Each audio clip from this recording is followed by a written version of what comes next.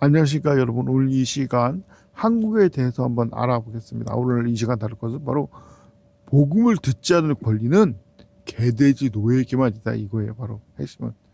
예, 아니 복음을 전하다 보면 이 열심히 복음을 전할 때 어떤 사람이 이 복음을 듣지 않을 권리가 있지 않냐 이런 소리라는 거예요. 사실은 없습니다.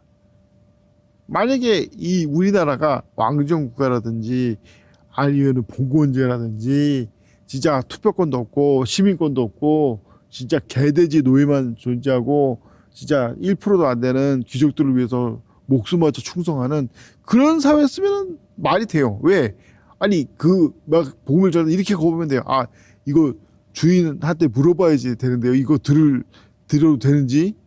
그러면 할 말이 없죠. 잘못하면 뚜둑에 왔든지 죽는데. 아니 근데 민주주의가 뭡니까? 민주주의. 우리나라는 민주주의 국가예요. 민주주의가 뭐냐 이거. 그 뜻이 뭐냐 이겁니다. 국민들이 주인의 뜻이에요. 국민들이 왕이란 뜻입니다. 국민들이 알아서 통치하고 국민들이 알아서 국가의 대표를 뽑는 그런 사회라 이거예요. 왜 왕은 남의 말을 듣지 않을 권리가 없는지 아십니까? 다른 권리는 다 있어도 왕은 그런 권리가 없어. 왜냐?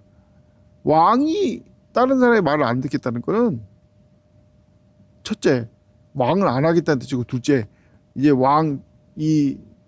그 말하는 걸 거부한다는 뜻은 이제 왕 필요 없다. 이 거부당한 사람은 이제 반란이다. 이제 다 죽여버리고 다른 나라를 건설하겠다. 이거랑 똑같은 거예요.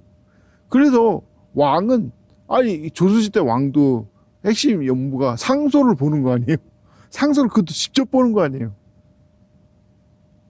그런 것처럼 왕은 다른 권리는 다 있어요. 누굴 죽일 권리도 있고 남의 재산을 뺏을 권리도 있고 하지만 남의 말을 듣지 않을 권리는 없습니다. 왜? 듣지 않겠다는 왕을 안 하겠다는 뜻이고 왕을 안 하겠다는 건 바로 반란밖에 답이 없는 거예요.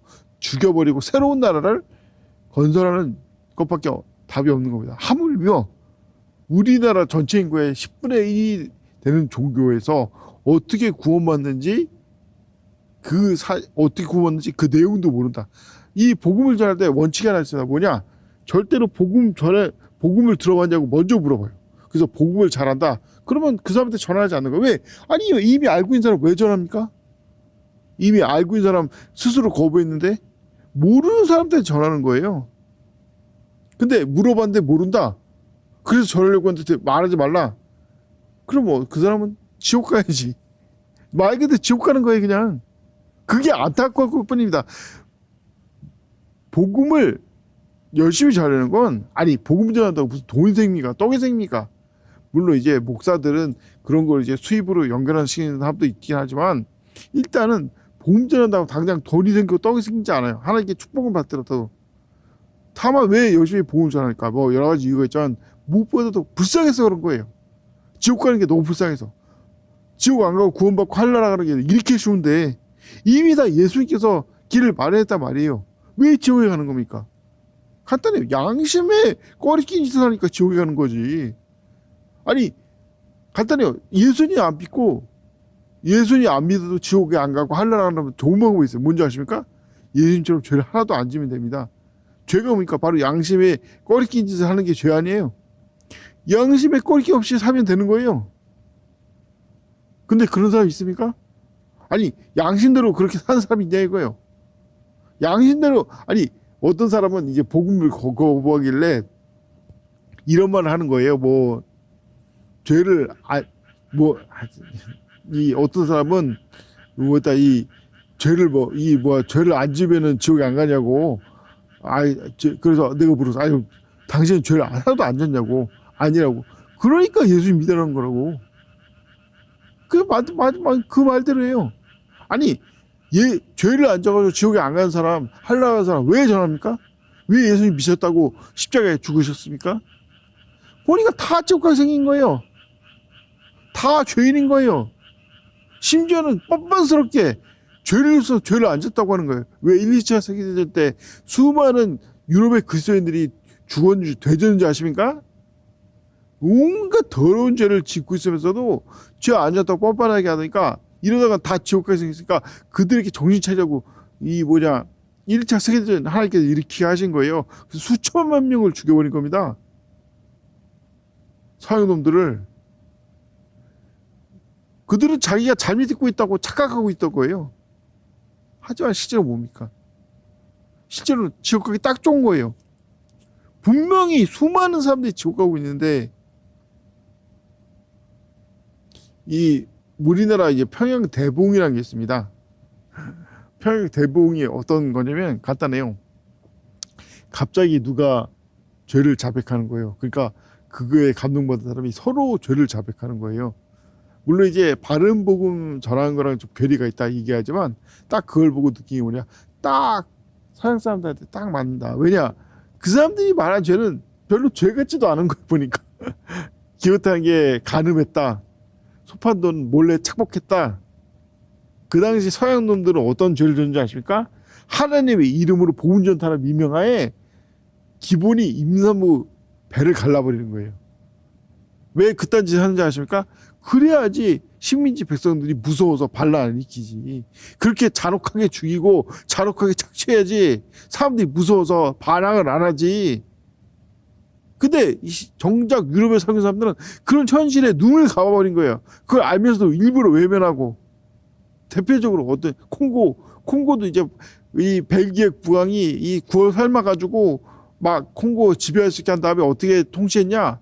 이 고무를 가져오라고 할당량을 정해준 다음에 그거 못 가져오면은 팔다리를 잘라버린 거예요. 영국조차도 너무 잔인하다고 막 난칠 정도로. 진짜 이 벨기에 이 쓰레기 같은 놈 때문에, 이 벨기에 쓰레기 국왕 때문에 콩고 수천만 명이 죽었다고 합니다. 이게 당시에 유럽의 현실이었단 말이에요.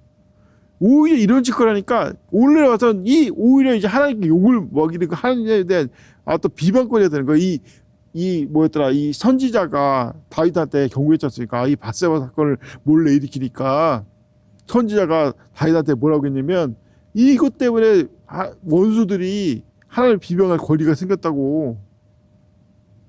그런 것처럼 진짜 만약에 한국이 이런 식으로 기독교가 흥성하고 많은 사람이 그리스도인이 안 됐더라면, 한국마저 없었으면 선생님 어떻게 됐겠습니까?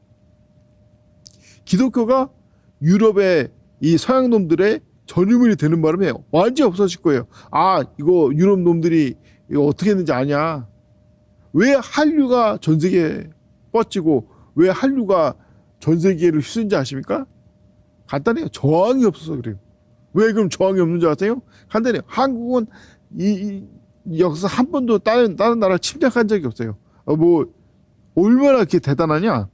예를 들어서 중국의 역대 최고 왕이 누구냐면 당태종 이세민이요. 근데 이세민이 자기 욕심 때문에 고구려를 침략해서 결국 패하고 돌아갈 때 돌아가는 힘들어가지고 이 수레를 내려서 끌었다는 거예요. 왜 끌었는지 아십니까? 간단해요. 원래 전쟁이라는 게 애들 장난이 아닙니다. 전쟁은요 반드시 위기가 있어요.